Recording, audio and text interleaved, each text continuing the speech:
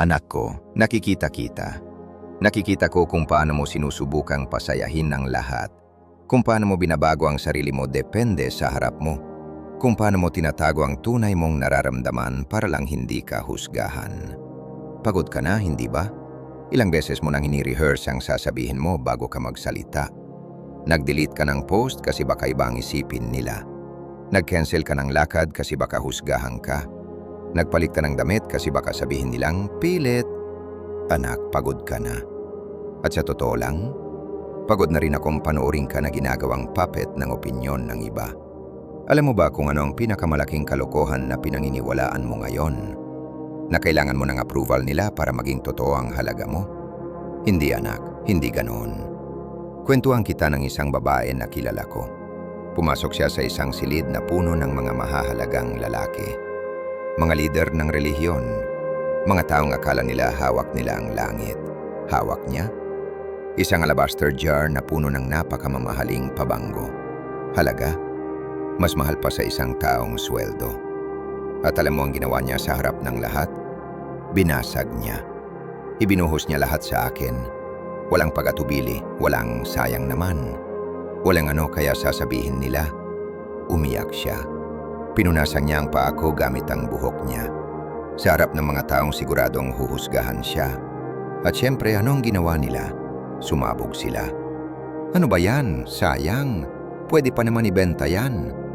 Alam ba niya kung anong ginagawa niya?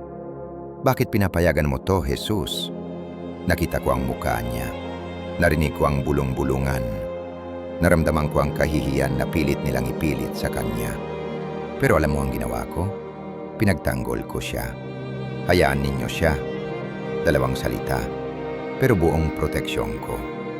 Gumawa siya ng magandang bagay para sa akin. Hindi okay lang yan. Hindi pasensya na sa kanya. Maganda. Yan ang sinabi ko. Habang nakikita nila ang sayang, nakita ko ang pagsamba. Habang nakikita nila ang kahihiyan, nakita ko ang pagsuko. Habang nakikita nila ang pagkakamali, nakita ko ang sakripisyo. Anak, ang pagkakaiba ko sa kanila. Sila, humahatol base sa nakikita nila. Ako, tumatanggol base sa alam ko. Kaya tigil na.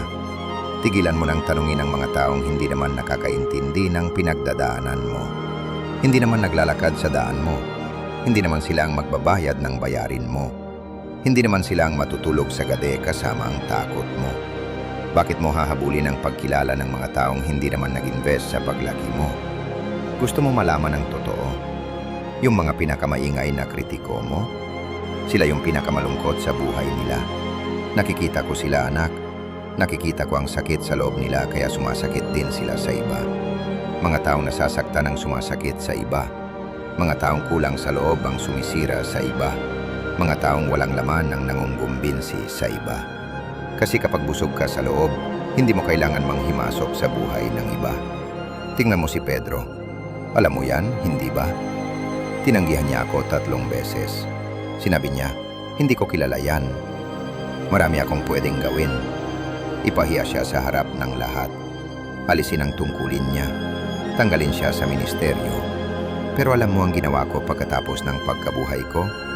Hinanap ko siya mismo. Nagluto ako ng almusal para sa kanya. At tinanong ko siya ng 3 beses, Pedro, mahal mo ba ako? Hindi bakit mo ako tinanggihan. Hindi nabigo ako sa iyo. Hindi magpaliwanag ka. Tanong lang, mahal mo ba ako? Kasi anak, hindi ako interesado sa pagganap mo. Interesado ako sa puso mo. Hindi ko kailangan ng perpektong record. Kailangan ko ng tapat na relasyon. At alam mo ba, may mga taong hindi ka talaga matutuwa kahit ano pang gawin mo. Nakikita ko yan. Nakikita ko kung paano nila hinahatulan ang bawat galaw mo. Masyadong maingay ka? Papansin. Masyadong tahimik ka? Mayabang. Masaya ka? Plastic. Malungkot ka? Nega. Matagumpay ka? Mayabang. Nahihirapan ka? Walang pananampalataya. Hindi ka mananalo sa kanila, anak. Kaya pakinggan mo ako. Tumigil ka na sa paglalaro ng laro nila. Naalala mo nung tinapon ko ang mga mesa sa templo? Nung tinawag kong lahi ng mga ahas ang mga pariseo? Nung sinabi ko kay Pedro, Lumayo ka sa akin, Satanas? Masama ba ako noon? O nagtatakda lang ako ng hangganan? Anak, kabaitan na walang hangganan ay pagkasira ng sarili. Pwede kang maging mahabagin at magsabi ng hindi. Pwede kang maging tulad ko at protektahan ang sarili mo. Pwede kang maging mapagpakumbaba at tanggihan ang paglapastangan. Kaya ito ang gusto kong gawin mo. Basagin mo ang alabaster jar mo. Tigilan mo nang isave ang pinakamahusay mo para sa mga taong hindi ka naman papahalaganin. Tigilan mo nang itago ang galing mo para hindi mabanta ang pride nila. Tigilan mo nang magliit para magkasya ka sa kahon nila. Ibuhos mo ang pagsamba mo. Ibuhos mo ang sigasig mo. Ibuhos mo ang tunay mong pagkatao.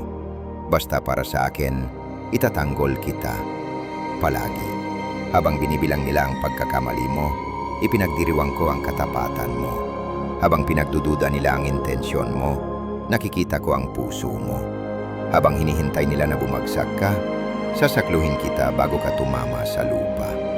Alam mo ba kung bakit ka napapagod? Kasi sinusubukan mong maging sapat para sa mga taong hindi naman magsasabi ng sapat ka na. Pero sa akin, laging sapat ka na. Simula pa noon, bago ka pa man pinanganak. Hindi dahil perpekto ka, kundi dahil akin ka. Kaya sa susunod na may humusga sa iyo, tandaan mo lang, ang babae na may alabaster jar ay hindi humingi ng pahintulot. Hindi siya naghintay ng approval. Ibinigay lang niya ang pinakamahusay niya sa akin. At alam mo ang ginawa ko? Pinagtanggol ko siya. Binigyan ko siya ng halaga na walang sinuman ang makakaagaw. At sa huli, habang nakalimutan na ng lahat ang mga nangritika sa kanya, ang kwento niya, nilagay ko sa Biblia. Ang pagsamba niya, ginawa kong walang hanggan. Kasi kapag nabubuhay ka para sa approval ko, lumalampas ka sa kritisismo nila. Kaya anak, ito ang tanong ko sa iyo. Para kanino ka ba talaga nabubuhay? Sa mga taong makakalimot din sa iyo makalipas ang 5 taon? O sa akin na alam ko na ang pangalan mo bago ka pa ipinanganak? Pumili ng mabuti.